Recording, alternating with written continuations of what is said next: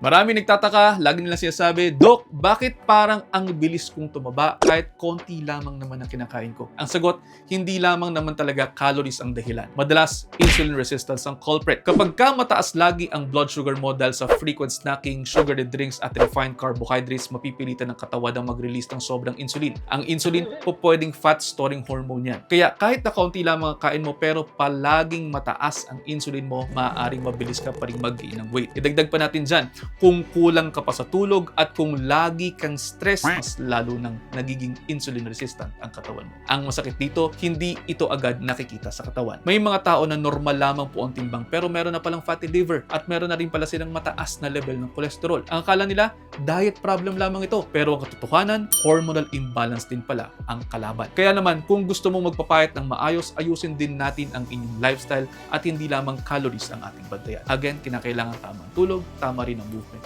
At kung may mga kilala kayong mabilis tumaba kahit konti lamang kinakain, pakishare na itong video na ito, baka sakaling matulungan natin sila. At yun, almost 1 minute na to. I hope you're all 1 minute wiser. Pakipusuan kung may natutunan and I'll see you next time. Ingat!